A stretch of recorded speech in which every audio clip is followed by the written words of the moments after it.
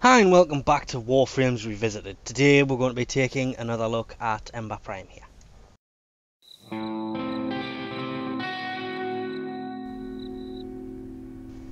I was in two minds about actually doing this, if I'm honest.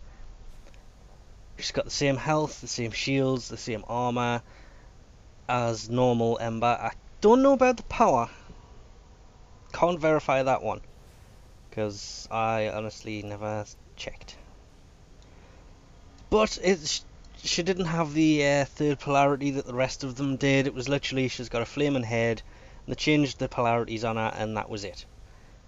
So what we did is we format out all of our abilities apart from one.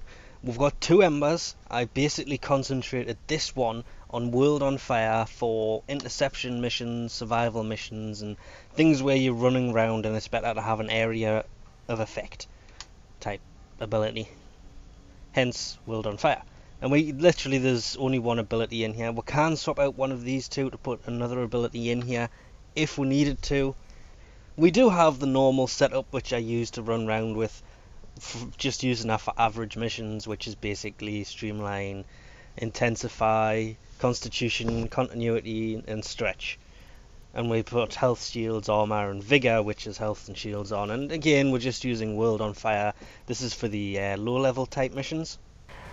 And this is the one where what we did is we fitted fleeting expertise, which it adds power efficiency but takes away duration. We countered that with narrow-minded, which adds back more duration but takes away from the power range.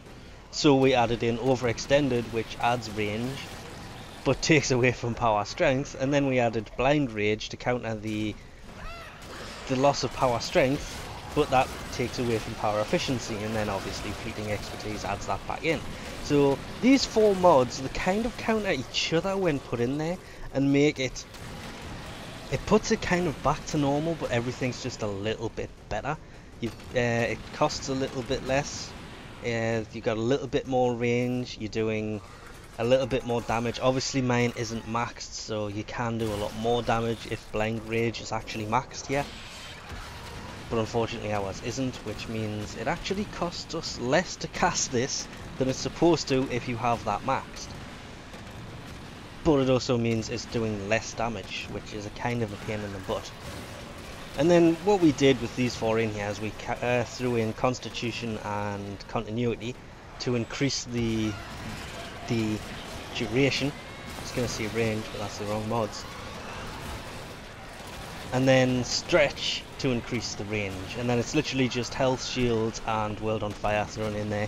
And this setup worked really well because they obviously counter each other out just a little bit, but you end up with, you've got increased duration, increased range, increased strength to what you've got standard.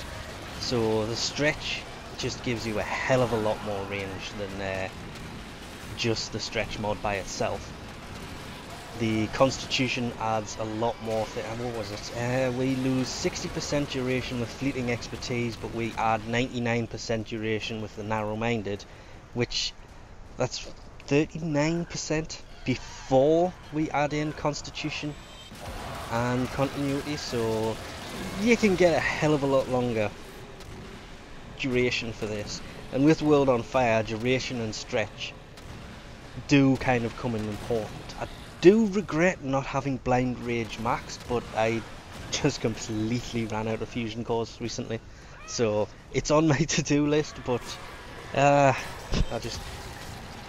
Kubros kind of cleared us out of that stuff. But even the blind rage, we lose 60% power strength with overextend, but we gained 81 power strength from blind rage. And obviously the constitution can be taken out, you can put in intensify.